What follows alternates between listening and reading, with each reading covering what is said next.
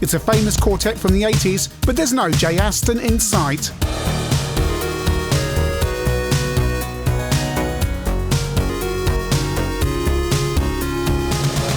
Quartet is a 1986 arcade game from Sega. The unique thing about it was it allowed up to 4 simultaneous players. I remember seeing this machine in our local sports centre. When we used to finish swimming on a Friday, we'd all have to queue up waiting to walk back to school in a giant crocodile formation. And the Quartet machine was one of the ones that was briefly in the leisure centre, along with games like Pac-Land. But Quartet, 4 joysticks, and you get to battle through levels fighting out opponents that all suddenly appear out of the scenery, and then you defeat an end of level baddie who drops a key, and then you go on to the next level. Now, I reviewed this game a long time ago on ChinnyVision on the Sega Master System, but I didn't do the other home versions, the Spectrum, the Amstrad and the C64, so that's what we're going to do today, but also throw in some of the Master System so you can see it as well, because that was a long time ago.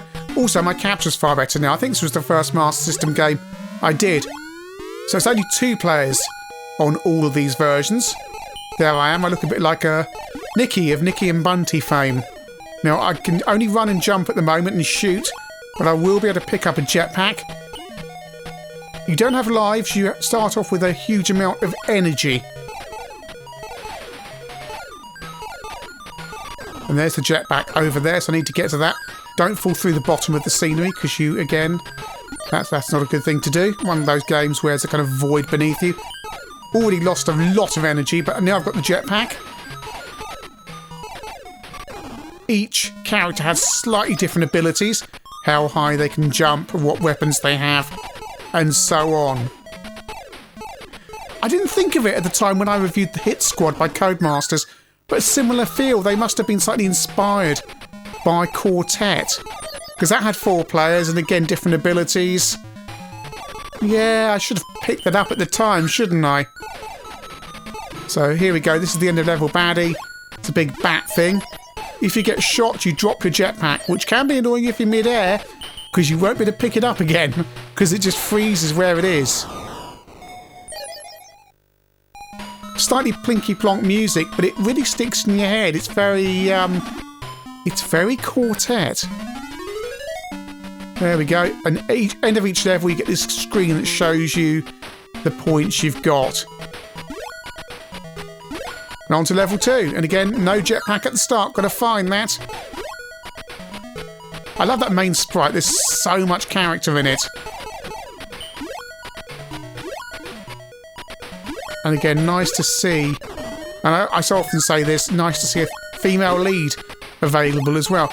Over to the Spectrum. The Spectrum Amstrad and C64 versions are converted by Probe, and there is only a 48K Specky version.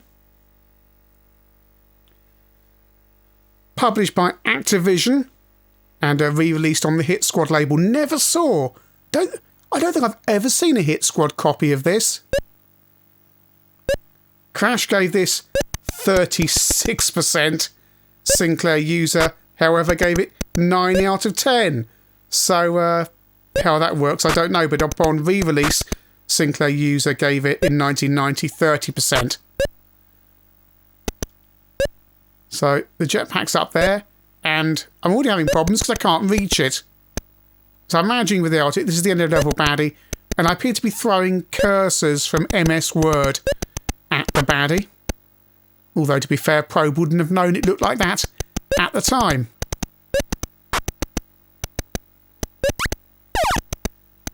Drop the key, and into the exit. It's not as colourful as the later Probe games, although this is 1987. Still, at least it's not kind of solid monochrome. There is some colour here, but not the... well, they take it to extremes in the end, don't they, with extremely colourful graphics. Do tend to vanish into the backgrounds at times as well. Amstrad version.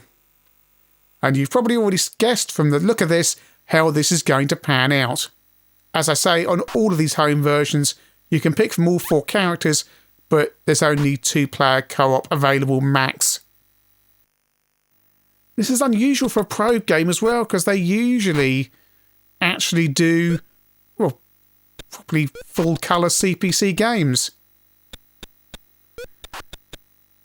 What we've got here is a monochromatic Spectrum port. Not even as much colour as the Spectrum. It's using all 4 colours, but yeah, on the backgrounds, not the sprites. The Blues Brothers uses this colour scheme far, far better many years later. So I've got the jetpack. This character fires little X's. Of course, there will be 2 jetpacks hanging around because 2 players. So you can, some levels you only get 1 jetpack, and then others you will get 2. C64 version, lovely loading screen.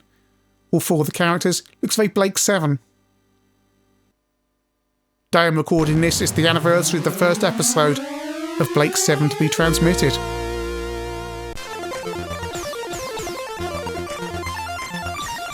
We've got some music, although it will get on your nerves pretty quickly. That power-up freezes the baddies. There's lots of power-ups available.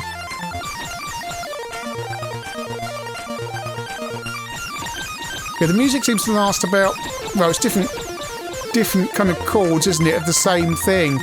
There's basically about 8 seconds of music. And there's a big thing that's the end of level 1 baddie.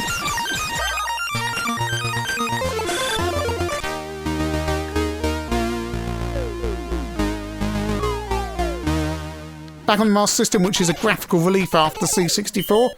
This is what 2-player mode looks like when you're trying to play 2 players on your own because you have no friends like me. There's Edgar, and I'm still playing with Mary down there. There's some really nice co-op gameplay in this, though. One of you can go forward and the other one can do covering fire. The thing I say about Quartet, of course, what felt a little bit revolutionary at the time with the co-op gameplay, especially if you had 4 players in the arcade, doesn't necessarily translate that well or as well to 2 players at home. And this is the Spectrum version, which is ugly. Oh yeah, black sprite running against these backgrounds that include black. Well done, lads. And then there's a big elephant thing up there that I can barely see. I mean, from what we know of what Probe did later, this is pretty bad, isn't it? Perhaps that's why they went so colourful.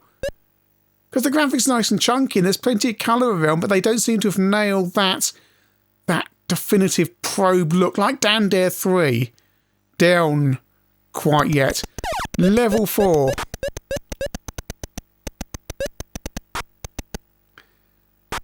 And the baddies do emerge from certain portals that you can see. So on this level, they're the squares. Space levels, it can be harder to spot where they're coming from. Although it's quite hard to spot them at all, frankly, on here. C64. It wouldn't take much to make this look far, far better. Just a little bit better use of colour.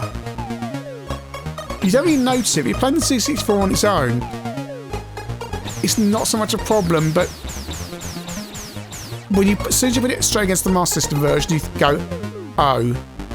And the characters don't have that character that you get on the Master System.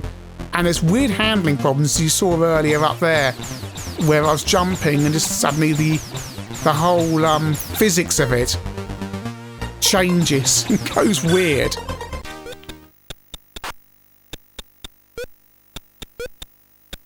There is variety. You've got cave levels, space levels. We're now inside some kind of factory or spaceship. And I'm just showing this on the 48K Plus because I thought, well, those graphics might blend a bit better and look nicer. And they kind of do, except you're still completely lost against the background. In fact, part of your character on this level becomes completely invisible against certain parts of the background. At least that looks like a kind of different blue. Same level on the Master System, which looks, well, it's lovely and colourful. I keep saying it, I just love the character they've put into that main sprite there. And it's the same for all of them.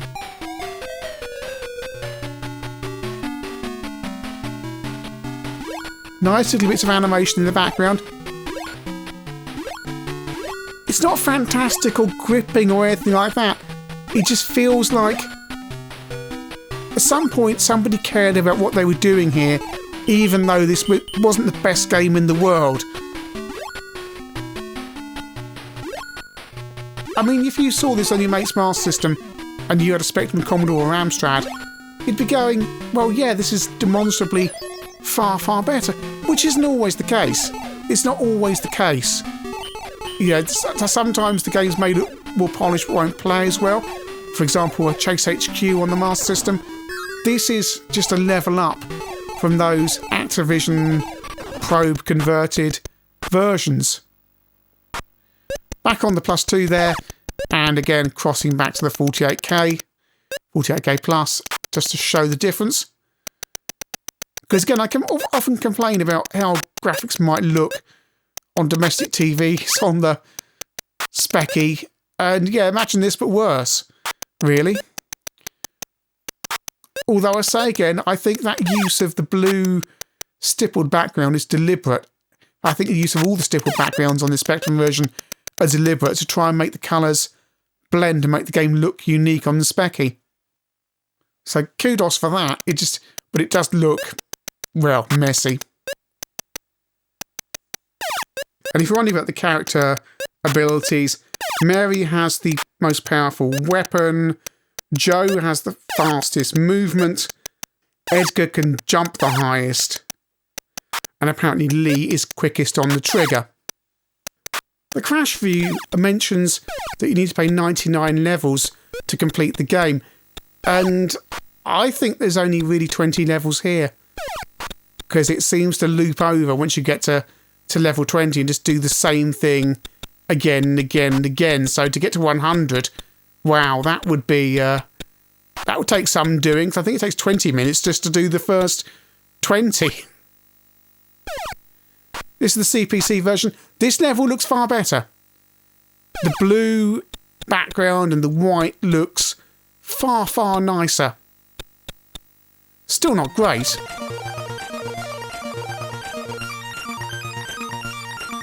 C64 version, again, the same level. Do you know, it suddenly looks like Bruce Lee here, doesn't it? There's something very odd about the jumping here. But at least I now have the jetpack. What is that I'm shooting? I mean, what is it supposed to be? It doesn't matter, it's dropped the key. But I've got no idea what it's actually supposed to be. And now I'm on a flying toilet because I got the key in the jetpack. Oh, Nicky's flying carsy. Oh no, that's okay. You know how Zool is sponsored by Chumpa Chops? Perhaps this game should be sponsored by Armitage Shanks. Oh dear. Yeah, how can anyone not have noticed that?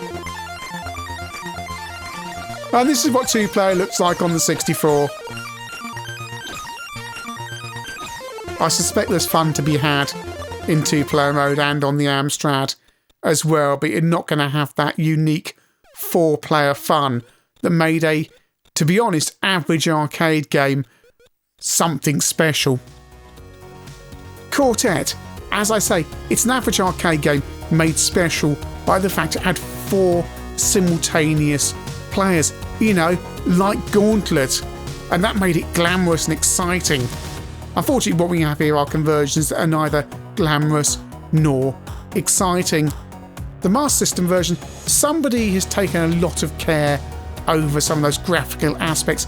I love how the characters look, that Mary sprite, just so much character packed into so few pixels. I just love it, and it looks like a nice game. When you compare it to those other versions, you're kind of going, yeah, this is what console gaming is supposed to be about, isn't it? And I think for an 8-bit, it does a reasonable job of capturing the spirit of the arcade, even if it's just with 2 players. Spectrum and Amstrad versions, well, they're ugly. They play okay, but it's pretty poor, to be honest. Take away that eye candy from the Master System version and not left with an awful lot. C64 version is trying, and kudos being the first ever computer game to have a flying toilet. in it. However, it could be a lot closer to the Master System.